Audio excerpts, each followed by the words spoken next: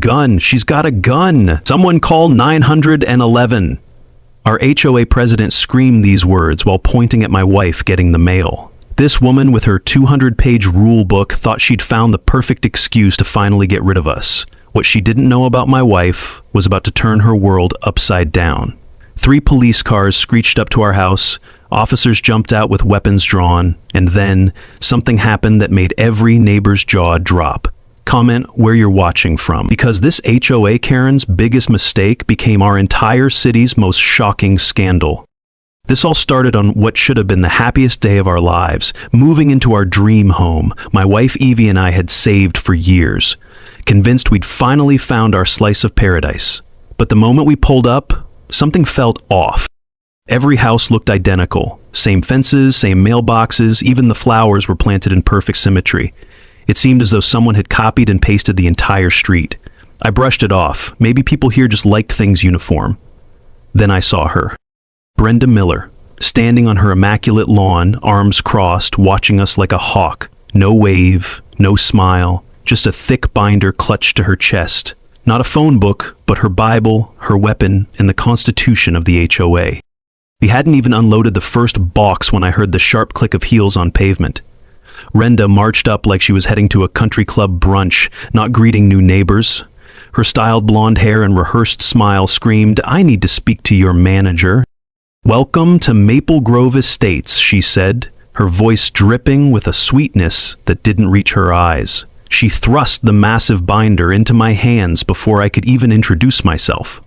"I'm Brenda Miller, HOA president, and this is your copy of our community guidelines. I suggest you read it thoroughly before you unpack anything." The weight of the thing nearly knocked me over. It had to be at least 200 pages of rules and regulations.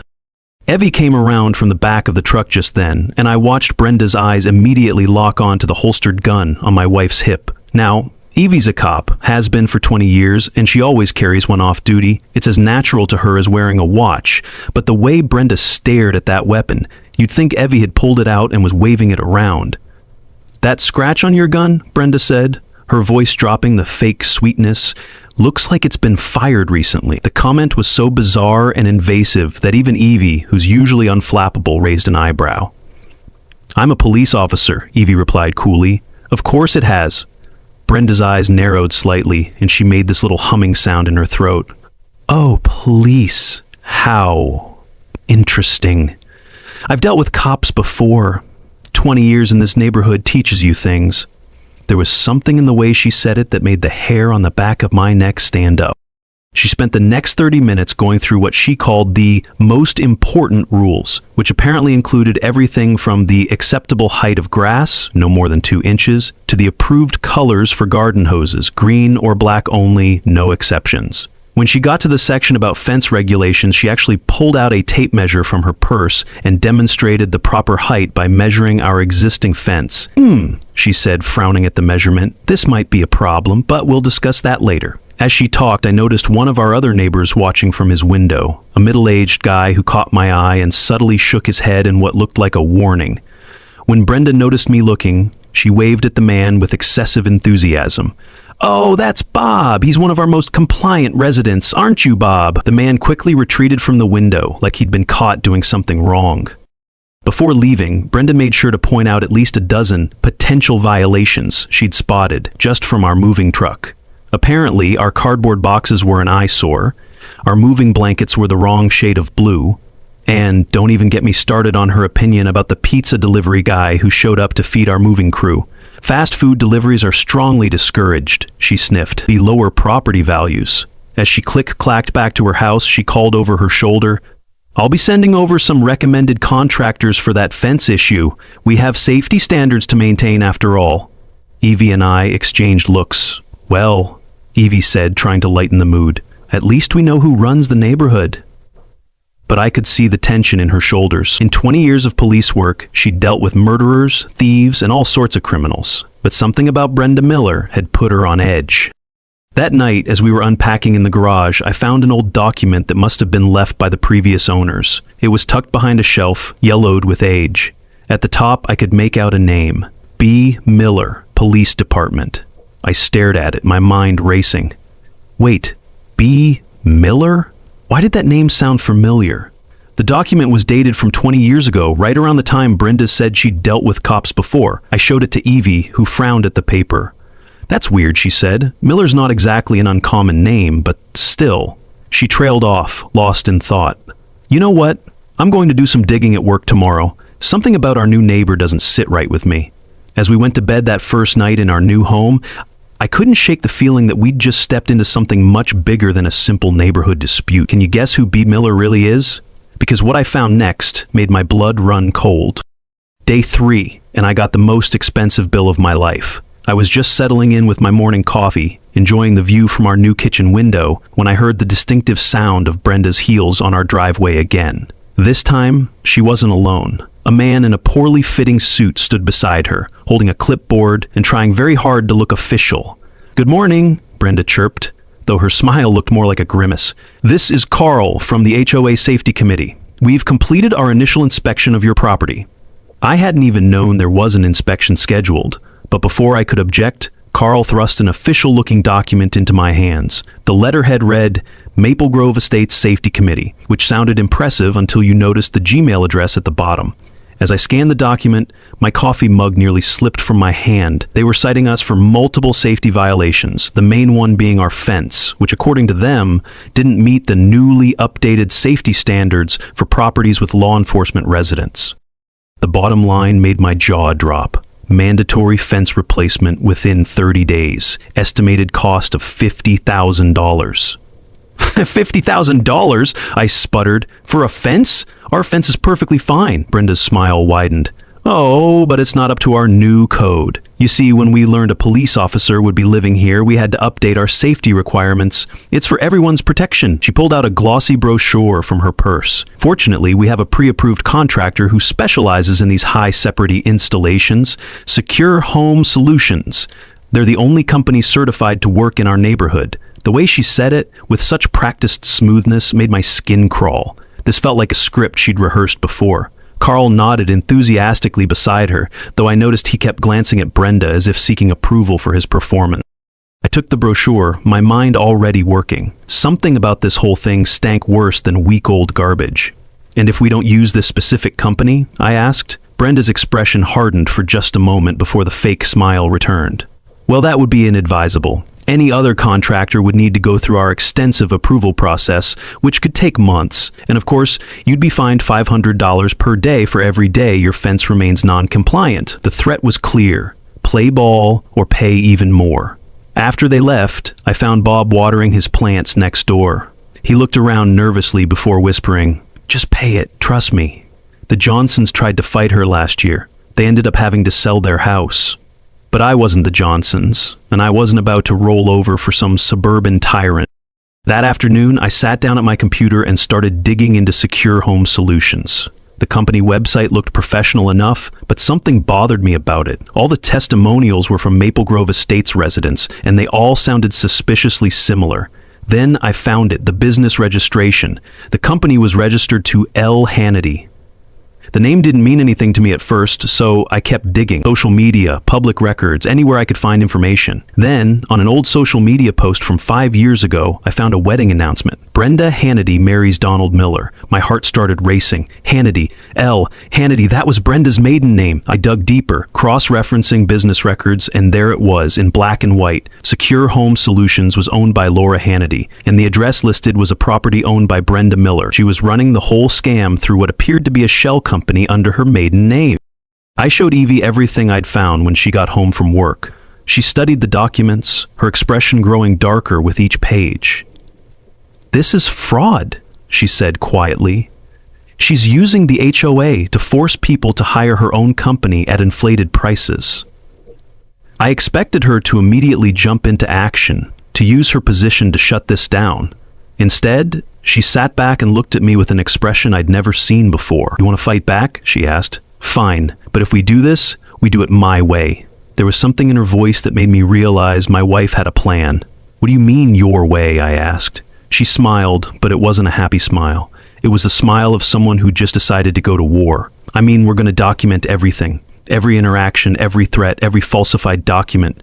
We're going to build a case so airtight that when it finally breaks, she won't know what hit her." She paused, then added, But first, we play along. We make her think she's won. I stared at my wife, seeing a side of her I'd rarely glimpsed. This wasn't just about a fence anymore. This was about justice. "There's something else," Evie said, pulling out her phone. "I did that digging I mentioned. 20 years ago, there was a B. Miller who worked with the police department. A civilian assistant who was fired for tampering with evidence. Guess what her first name was?" My mouth went dry. "Brenda?" Evie nodded. "Our HOA president has a history, and I have a feeling we've only scratched the surface." She looked at me with that strange expression again, part determination, part something else I couldn't quite identify. What was Evie planning? Trust me, even I didn't see this coming. Day 5, she found out I was recording through the sound of her own laugh in my file. It started innocently enough. I'd been using my phone to record our interactions with Brenda, just voice memos I could review later for our documentation. What I didn't realize was that during one recording, I'd accidentally captured Brenda's distinctive cackle in the background when she was talking to another neighbor about dealing with the new resident. That laugh would come back to haunt me in ways I never expected. The morning started with Brenda posting in what I discovered was a neighborhood social media group. Bob had quietly added me the night before, whispering over the fence that I might want to see what goes on in there. The post was a masterpiece of passive-aggressive warfare. Concerns about new neighbors, the title read, followed by a wall of text about how she'd tried to be welcoming but was met with hostility and suspicious behavior. But that was just the warm-up. Around noon, I was working from home when my phone started buzzing non-stop. Friends, family, even former colleagues were messaging me. "Dude, is this your neighbor?" one text read, with a link attached. I clicked it and felt my stomach drop. Brenda was live streaming and she was good at it. She'd positioned herself perfectly with her house in the background, looking every bit the concerned suburban mom. "I didn't want to have to do this publicly," she said to the camera, her voice trembling with fake emotion, "but I'm genuinely scared. My new neighbor has been recording me secretly. I found out because I heard my own voice on a recording he was playing. And his wife? She's a police officer who carries a gun everywhere. I feel like I'm being intimidated in my own neighborhood." The comments were flying fast and supportive. "Call the cops. That's harassment. Stay safe, Brenda." Within minutes, the stream had hundreds of viewers, then thousands. She was careful with her words, never quite lying but painting a picture that made us look like the aggressors. "I simply asked them to follow the same rules everyone else follows," she said, dabbing at her eyes. "Is that so wrong? And now I find out I'm being secretly recorded? What's next? Are they going to use her position to threaten me?" The genius of it was how she mixed truth with insinuation. Yes, I had recorded her, but not secretly. I was standing right there with my phone out. Yes, Evie carried a gun, but she was a cop. But context doesn't matter when you're performing for an audience primed to take your side. I watched the view counter climb, 10,000, 20,000, 50,000 in just 2 hours. The comments had turned into a mob. People were finding our names, our social media profiles, even our workplace. "Police corruption," they screamed. "Abuse of power." Bob appeared at my back door, looking terrified. "Last year, the Johnsons, this is what she did to them. The online mob got so bad they had to sell their house," he whispered. "She's got this down to a science. She'll keep escalating until you break." But Bob didn't know my wife. While I was panicking about the live stream, Evie was calmly making phone calls. "Don't worry about it," she said when I showed her the stream. "Let her dig her own grave." That evening, Evie's phone rang. It was her supervisor. There had been complaints, dozens of them, about a police officer harassing a civilian. They'd have to investigate.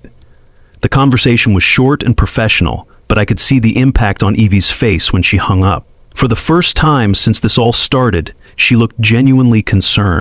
"They might suspend me pending investigation," she said quietly. "Brenda's not just some random Karen. She knows exactly what buttons to push." I felt rage building in my chest. This woman was trying to destroy our lives over a fence dispute that was really just a cover for her scam. But then I noticed something on my laptop screen. In my panic, I'd left Brenda's live stream open and she was still going, reading comments and responding to her support. That's when she made her mistake. Someone asked about the fence issue and Brenda, high on the attention, started bragging. "Oh, I've been protecting this neighborhood for 20 years. I know how to handle people who think they're above the rules. I've dealt with cops before who thought their badges made them special. There was this one case." She caught herself, but not before I'd screen recorded the whole thing. "Did you see that?" I asked Evie, rewinding the stream. She almost said something about a case, and look at her face when she realizes she's said too much. Evie leaned in, studying the screen. A slow smile spread across her face. "Oh my God," she said. "Mark, I think Brenda just made the biggest mistake of her life." She grabbed her laptop and started typing furiously. "What are you doing?" I asked. "Research," she said, her fingers flying over the keyboard. 20 years ago, there was a case that went sideways. A civilian assistant was accused of tampering with evidence, but the investigation was shut down. The assistant's name was redacted in most documents, but she turned the screen toward me. But not all of them. What did she post online that sealed her fate? The answer involves a gun, a badge, and perfect timing. Day 7, 3:47 p.m. The moment Brendan Miller's life changed forever. I was inside working when I heard Evie's car pull into the driveway. She'd been at the station all morning dealing with the fallout from Brenda's social media campaign. The investigation into her conduct was moving forward, and while her colleagues were supportive, bureaucracy was bureaucracy. She looked tired as she got out of the car, still in her civilian clothes, but with her service weapon holstered on her hip as always. What happened next seemed almost choreographed in its precision. Evie bent down to retrieve our mail from the ground where the postal worker had dropped it. Apparently, even our mailbox was now under HOA review. As she leaned forward, her jacket shifted, revealing the holstered gun. At that exact moment, Brenda emerged from her house with her phone already in her hand, recording. "Oh my God!" Brenda shrieked loud enough for the entire neighborhood to hear. "She's threatening me with a weapon! She's brandishing a gun at me!" Evie straightened up slowly, mail in hand, looking confused. "What are you talking about?" But Brenda was already dialing, her fingers shaking with what looked like fear, but I knew was excitement. 911. Yes, this is an emergency. My neighbor is threatening me with a gun. She's wearing it right out in the open, pointing it at me. I'm terrified for my life. The theatrics were Oscar-worthy. She was positioning herself so her phone camera could capture Evie while making it look like she was cowering in fear. "Please hurry, she's a police officer, but she's gone rogue. She's been harassing me for days and now she's escalating to weapons." I ran outside just as Evie was trying to approach Brenda, hands raised peacefully. "Brenda, I'm not threatening anyone. This is my legal..." But Brenda screamed and stumbled backward. "Stay away from me! Someone help! She's coming at me!" To anyone watching her recording, it would look like Evie was advancing threateningly while Brenda retreated in terror.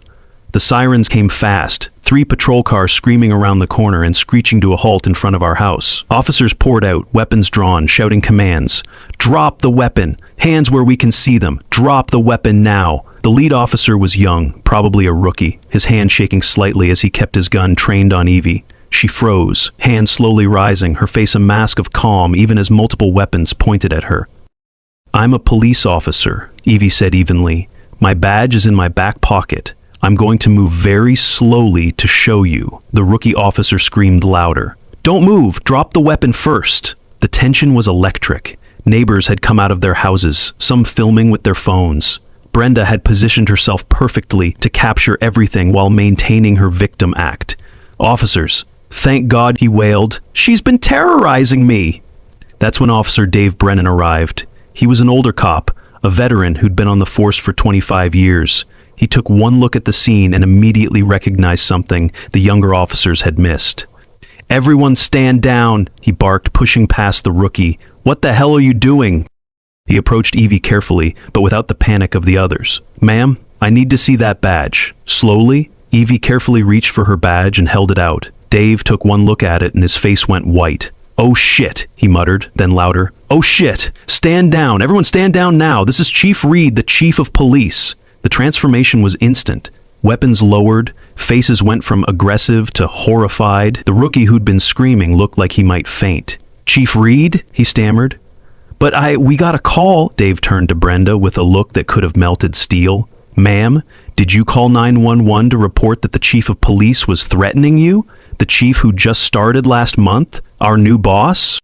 The cameras were still rolling, dozens of them, capturing every second. Brenda's face went through a series of expressions: shock, confusion, disbelief, and then something else. Her eyes narrowed, and I saw the exact moment she decided to double down. Her shocked expression melted into something calculated, and then, unbelievably, she smiled.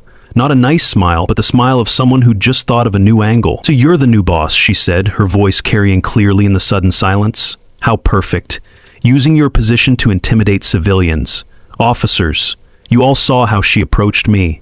This is exactly the kind of abuse of power I've been documenting." She turned to the gathered crowd, playing to the cameras. "You all saw that, right? Your new police chief just threatened me, and now she's using her position to avoid consequences. Is this the kind of law enforcement we want in our community?" The crowd murmured uncertainly. Some people lowered their phones, but others kept recording, sensing the drama wasn't over. Dave stepped forward. "Ma'am, making a false 911 call is a crime. You reported someone brandishing a weapon when Chief Reed was simply retrieving her mail while legally carrying, but Brenda was ready for that too. I felt threatened. She's been harassing me for days, and when I saw that gun, I feared for my life. Are you saying citizens can't call for help when they feel unsafe?" She was good. I had to give her that. Even caught red-handed making a false report, she was spinning it into another attack. But she'd made one crucial mistake. She'd assumed Evie would react like her other victims, with anger, defensiveness, maybe even abuse her power to retaliate. Instead, Evie did something that clearly wasn't in Brenda's playbook. She smiled. "Officer Brennan," Evie said calmly, "please take Mrs. Miller's statement. Make sure to document everything, her call, her claims, and all witness statements. I want everything done completely by the book." She turned to the crowd. "Anyone who has video of this incident, please share it with the officers. We want complete transparency." Then she looked directly at Brenda. "Mrs. Miller, I understand you feel threatened. That's why we're going to document everything thoroughly. Every interaction, every claim, every piece of evidence. We want to make sure the truth is absolutely clear." Brenda's smile faltered slightly. This wasn't going according to plan. As the officers began taking statements and collecting video evidence, Brenda pulled out her ace card. She turned to her own camera, which had been recording the entire time. "You all saw that, right?" she said to her online audience. "Your new police chief just threatened me, and now she's using her badge to cover it up. Well, I know exactly what to do about it. This isn't over, not by a long shot." What was her plan? Let me tell you, it almost worked. Almost. Day 8, for the first time in 20 years as a cop, my wife cried. The suspension came down that morning, delivered by email with all the cold efficiency of bureaucracy. "Pending investigation into conduct unbecoming an officer," it read. 7 days of forced leave while they reviewed the incident and the hundreds of complaints Brenda's followers had filed. Evie sat at our kitchen table, staring at the email on her phone, and I watched something crack in her usually unshakable composure. She didn't sob or wail, but tears rolled silently down her cheeks as she read the words that put her career in jeopardy. 20 years, she whispered. 20 years of perfect service, and some suburban con artist might end it all. I'd never seen her like this. She'd been shot at, threatened by drug dealers, faced down armed criminals without flinching, but this attack on her integrity, her reputation, had found a weakness in her armor. The doorbell rang, interrupting the moment. Through the peephole, I saw 3 of our neighbors standing nervously on the porch. I recognized them from the crowd yesterday. They'd been filming everything. "We wanted to show you something," the woman in front said when I opened the door. She held out her phone. "We've been talking, and some of us have been keeping records of our own." What they showed me made my blood boil. Videos dating back years of Brenda pulling the same stunts with other neighbors. Documentation of mysterious fines, forced contractor usage, and a clear pattern of intimidation. "The Johnsons weren't the first," one man said. "My brother lived here 5 years ago. Brenda destroyed him financially with made-up violations until he had to sell. That's when I started recording everything." They'd created their own database, hidden from Brenda's knowledge, documenting her reign of terror. But it was the last video that caught my attention. It was from a community meeting 3 years ago, where Brenda was discussing security upgrades.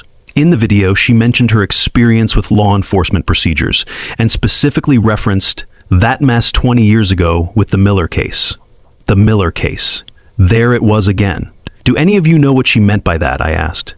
The neighbors exchanged glances. "There were rumors," the woman said carefully. "Something about evidence in a big case going missing. They never proved who was responsible, but shortly after, Brenda's husband, Donald, suddenly had enough money to buy 3 rental properties. After they left, I found Evie in our bedroom, still in her pajamas at 2 in the afternoon. The forced inactivity was killing her.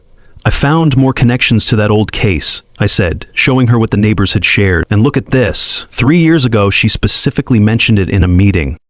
Evie studied the videos with the focus of a detective working a case. "I need to see those old files," she muttered. "But I can't access them while I'm suspended." That's when she made a decision that surprised me. We're going to confront her, face to face, no cameras, no witnesses, just us and her. An hour later, we stood at Brenda's door. She answered with her usual fake smile, but it faltered when she saw Evie's expression. Chief Reed, or should I say former Chief Reed, I heard about your suspension. Such a shame when power goes to someone's head. Evie stepped forward, and for the first time, I saw Brenda take an involuntary step back. You know who I am, Evie said, her voice low and controlled. And I know who you are. Brenda Hannity, assistant to Detective Donald Miller. Case number 1847. The color drained from Brenda's face. I don't know what you're talking about, but her voice shook. 20 years ago, an innocent man went to prison because evidence mysteriously disappeared, Evie continued. Evidence that would have proved his innocence. The assistant who handled that evidence was never formally charged, but she was fired. Funny how her boyfriend suddenly had money to invest in real estate right after. Brenda's hand gripped the doorframe. You can't prove anything. That case is closed. Is it? Evie asked. Because I have a feeling if someone started digging, they might find connections between that case and certain city officials who've been protecting you all these years. Officials who might have had their own reasons for wanting that evidence to disappear. For a moment, Brenda's mask slipped completely. The suburban housewife facade cracked, revealing something harder and more dangerous underneath. You have no idea what you're messing with, she hissed. That case is buried for a reason. Important people made sure of that. You think your little badge makes you untouchable? I've destroyed cops before. Then she caught herself, realized what she'd just admitted. The mask slammed back into place. I mean, I've seen cops lose their jobs before, when they overreach, when they threaten innocent civilians. She smiled coldly. Prove it, Chief. Oh, wait, you can't. You're suspended, and by the time this investigation is done, you'll be lucky if you can get a job as a mall security guard. She slammed the door in our faces. Back home, I was furious, but Evie was energized. She just confirmed everything, she said, pacing our living room. She practically confessed, and she mentioned important people, plural. This is bigger than just her and some old evidence tampering. I pulled out the document I'd found on our first day, the one labeled B. Miller, Police Department. Looking at it more carefully now, I noticed something. There was another name partially visible at the bottom, mostly faded but still readable. Thompson, I read aloud. Why does that name sound familiar? Evie grabbed the paper, staring at it intently. Thompson? Oh my God, Mark, that's the mayor. Mayor Thompson was a prosecutor 20 years ago. He would have been involved in that case. I stared at the paper, hands shaking. This changes everything, but there's one more name on here, barely visible beneath a coffee stain. And when you see who it is, who else was involved in the cover-up? Here's a hint. They're about to speak at tomorrow's press conference. Day 10, 10 a.m. The press conference that would destroy an entire city's leadership. City Hall was packed with reporters, cameras, and concerned citizens. What had started as a neighborhood dispute had exploded into a citywide controversy, and Mayor Thompson had called this press conference to address the concerns about police conduct. I sat in the back row, my phone ready to record everything. Evie was at home, banned from attending while under suspension. But we had a plan. The night before, I'd made a call to Deanna Chen, an investigative reporter I'd gone to college with. I'd shared everything we'd discovered, and she'd spent the night digging into records I couldn't access. Trust me, she'd said. If half of what you're telling me is true, tomorrow's press conference is going to be explosive. Now, watching Mayor Thompson take the podium, I could see the sweat on his forehead despite the air conditioning. Ladies and gentlemen, he began, his politician's smile not quite reaching his eyes. We're here to address the recent incident involving our new police chief and a concerned citizen. He launched into a carefully prepared speech about the importance of accountability and the need for law enforcement to be held to the highest standards. It was boilerplate political speak, designed to say nothing while sounding important. Then Brenda took the microphone. She'd dressed for the occasion, a conservative blue dress, pearl necklace, looking every inch the concerned suburban mother. The transformation from HOA tyrant to victim was complete. Thank you, Mayor Thompson, she said, her voice trembling with practiced emotion. I never wanted this to become so public, but when those we trust to protect us become the threat, what choice do we have? She launched into her tale of persecution, carefully edited to paint herself as a simple homeowner, trying to maintain community standards while being terrorized by a gun-wielding police chief. The crowd was eating it up. Some people nodded along, others took notes. The cameras captured every word. Chief Reed has abused her power from day one, Brenda continued. She's used her position to threaten and intimidate anyone who dares to question her. I have video evidence of her advancing on me aggressively. I have witnesses who saw her brandish her weapon, and when I called for help, like any citizen has the right to do, she used her influence to turn the responding officers against me. She was building to her crescendo. I demand Chief Reed's immediate termination. We cannot have someone who thinks their badge puts them above the law leading our police force. The crowd erupted in mixed reactions, some applause, some murmurs of agreement, others looking skeptical. Mayor Thompson returned to the microphone. Mrs. Miller's concerns are being taken very seriously. The investigation into Chief Reed's conduct is ongoing, and I assure you, if any wrongdoing is found. That's when Diana stood up. She was in the third row, press credentials visible, voice carrying clearly through the room. Mr. Mayor, Diana Chen, investigative reporter. I have a question for both you and Mrs. Miller. The mayor's smile tightened. Of course, though we should stay focused on the current situation. Diana wasn't deterred. Oh, this is very much about the current situation. Mrs. Miller, can you explain your connection to evidence tampering in case number 1847 from 20 years ago? The room went silent. Brenda's face went through a series of expressions: shock, confusion, then attempted recovery. I don't know what you're talking about. This is clearly an attempt to deflect from... Diana cut her off. I have documents showing you were the civilian assistant who last handled critical evidence in the Marcus Washington case. Evidence that mysteriously disappeared, leading to an innocent man spending 15 years in prison. Mr. Mayor, as the prosecutor on that case, care to comment on how evidence in your custody vanished? The silence was deafening. Every camera in the room swung between Brenda, the mayor, and Diana. Thompson's face had gone from red to white. That case was thoroughly investigated. No wrongdoing was found. Really? Diana pulled out a folder. Because I have a sworn affidavit from former Detective Raymond Burke, who says he was pressured to drop his investigation into the missing evidence. He names both you and Mrs. Miller, then Brenda Hannity, as persons of interest who were never properly investigated. The room exploded. Reporters shouted questions, cameras flashed, and through it all, Brenda stood frozen at the podium. This is ridiculous, she finally managed. This is a witch hunt orchestrated by Chief Reed to distract from her abuse of power. But Diana wasn't done. Mrs. Miller, can you explain why your husband Donald received a payment of $200,000 from a shell company linked to Mayor Thompson just weeks after the evidence disappeared? That's when Brenda cracked. That case was closed. It has nothing to do with this. Her carefully constructed victim persona was crumbling. The suburban housewife mask was slipping, revealing the cornered criminal underneath. Mayor Thompson tried to regain control.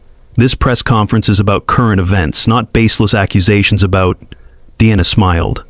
Oh, but it is about current events. You see, Marcus Washington was exonerated last month based on new DNA evidence. He's filing a civil suit against the city, and his lawyers are very interested in who was responsible for his wrongful conviction. The mayor's mouth opened and closed like a fish. Brenda gripped the podium with white knuckles. You can't prove anything, Brenda said, her voice barely above a whisper but picked up by the microphones. That evidence is gone. It's been 20 years. Actually, Diana said, pulling out her phone, Marcus Washington's lawyer would like to say something. She held up the phone to her microphone. A deep voice filled the room. This is Attorney Michael Brooks representing Marcus Washington. We've just filed charges against Brenda Miller, Mayor Thompson, and 3 other city officials for conspiracy to obstruct justice.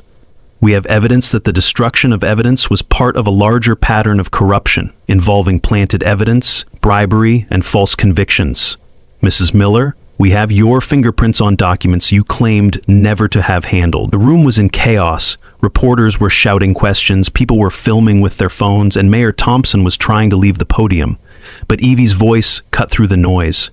She'd entered through a side door, in full uniform despite her suspension, looking every inch the chief of police she was. Before anyone leaves this room, she said, her voice carrying the authority of 20 years in law enforcement, there's something else you all need to know about your mayor. She looked directly at Thompson, who had stopped mid-escape. The FBI has been investigating city corruption for the past year. Mayor Thompson, they have some questions about those shell companies, and about the 3 other innocent people who went to prison during your time as prosecutor. What happened next made headlines for weeks. Ready to see a Karen's empire crumble in real time? Same day, 2 p.m. The last thing Brenda said before being handcuffed made the entire neighborhood gasp. The press conference had devolved into complete chaos. FBI agents had entered City Hall, Mayor Thompson was being escorted out in handcuffs, and reporters were scrambling to cover what was rapidly becoming the biggest corruption scandal in the city's history. News vans lined the street, their satellite dishes reaching toward the sky like metal flowers seeking the sun. Photographers pushed against the police barriers, trying to get the perfect shot of the mayor being led away.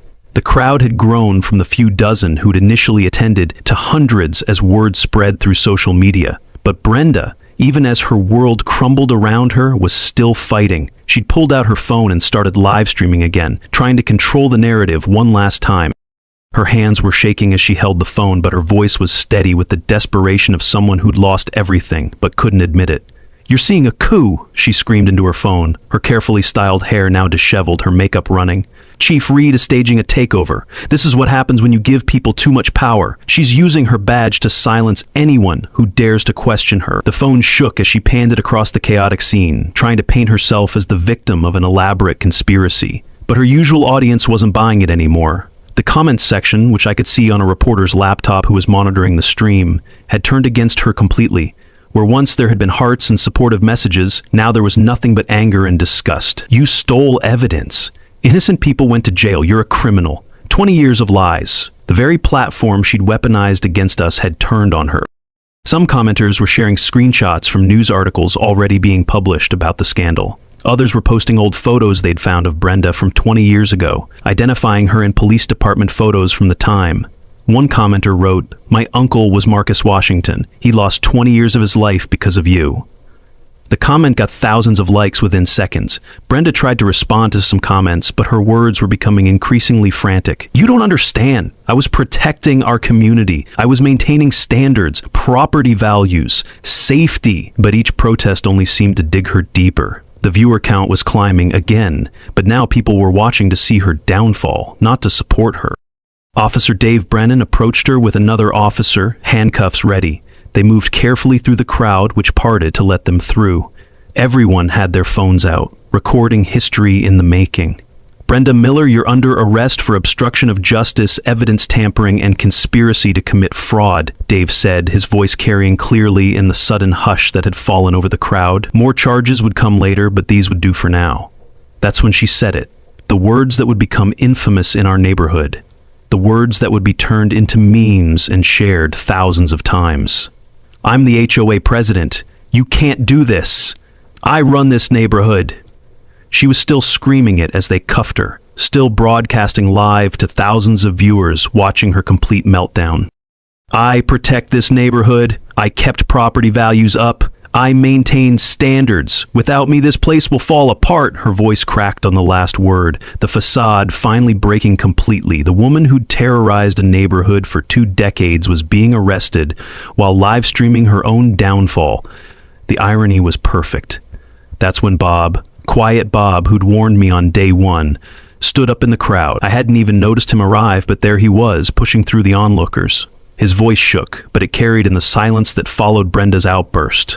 "No, you were the president. Were. Past tense. And you didn't protect us, you extorted us." The crowd turned to look at him, this mild-mannered man who'd lived in fear of Brenda for years. Something in their faces, recognition, support, solidarity, gave him courage. His voice grew stronger as he continued. "She made the Johnsons sell their house. She forced the Petersons into bankruptcy. She's stolen hundreds of thousands of dollars from us through her fake company. We were all too scared to speak up, but not anymore." It was like a dam breaking.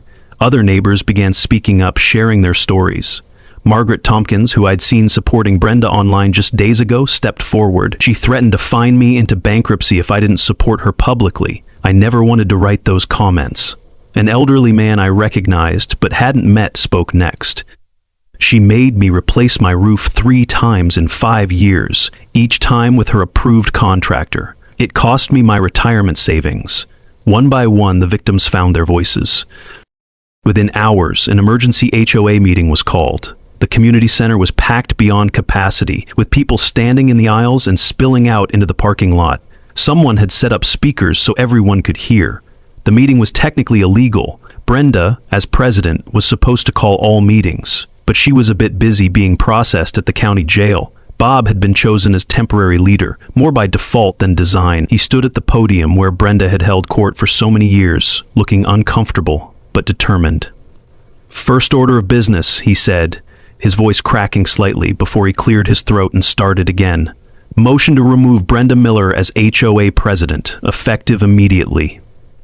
The vote was unanimous. 500 hands raised in unison, 500 voices saying, "Aye." The sound was deafening. "Second order of business," Bob continued, growing more confident. "Motion to dissolve all HOA regulations enacted in the past 10 years.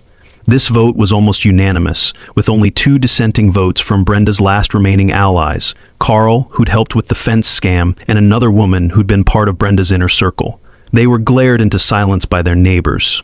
The celebration that followed was unlike anything I'd ever seen. 20 years of pent-up frustration and fear transformed into joy. People hugged strangers, tears streaming down faces, the weight of Brenda's tyranny finally lifting. Someone brought out the physical copy of the HOA rulebook, all 200 pages of Brenda's tyrannical regulations. The thing was stored in a glass case in the community center like some kind of twisted constitution. In a scene that felt like something from a movie, they built a small bonfire in the community center's fire pit. It was probably against a dozen regulations, but no one cared anymore. Bob, the man who'd been too scared to even make eye contact on my first day, held the book high above his head. 20 years of hell, he said, his voice carrying across the crowd. 20 years of fear. No more. He threw the first match and the book caught fire immediately. The crowd cheered as the pages burned, each regulation turning to ash, each rule disappearing in smoke. People threw in their copies of violation notices, fine letters, and threatening communications from Brenda. It became a cleansing ritual, a community exorcism of 2 decades of oppression. 3 months later, our neighborhood is unrecognizable in the best possible way. Without Brenda's iron fist, it's become what it should have been all along, a community. People paint their doors whatever color they want. Bob chose a brilliant purple that would have given Brenda an aneurysm. Gardens bloom with personality instead of conformity. The Yangs put up a traditional Chinese garden that's become the neighborhood's favorite spot for photos. The mandatory fence replacement was revealed to be part of a larger scam that had netted Brenda over $2 million over the years. As for the major players, Brenda Miller is serving a 15-year sentence for her role in the evidence tampering case, plus additional time for fraud and extortion. She tried to run her cell block like an HOA, until the other inmates shut that down hard. Mayor Thompson got 20 years and lost his pension. 3 other city officials went down with them. The investigation revealed a web of corruption that had infected the city government for 2 decades. Marcus Washington, the man wrongly imprisoned, received a settlement of $30 million. He used part of it to establish a foundation for others wrongly convicted. He sent a thank you card to our house with just 4 words, "Justice tastes so sweet." Chief Evie Reed was not only reinstated, but received a commendation for helping expose the corruption. She implemented new policies to prevent anything like this from happening again, including regular audits of evidence handling and civilian oversight committees. The city council passed Brenda's Law, which limits HOA power and requires financial transparency. And me? I'm writing this from my home office, looking out at our original fence, the one that started it all. Sometimes new neighbors ask about the history of our HOA, and I tell them this story. They usually think I'm exaggerating until Bob shows them the news articles. The final scene that sticks with me happened just last week. A new family moved in where Brenda used to live. They seemed nervous, probably having heard the stories. The house had been on the market for months. No one wanted to live in the Karen house. I walked over with a plate of cookies, store-bought chocolate chip, which would have been a violation under Brenda's rules. "Welcome to the neighborhood," I said. "Fair warning, we used to have a pretty intense HOA president." The man laughed nervously. "We heard something about the police?" I smiled, remembering everything we'd been through. "Yeah, someone asked what I learned from the whole thing.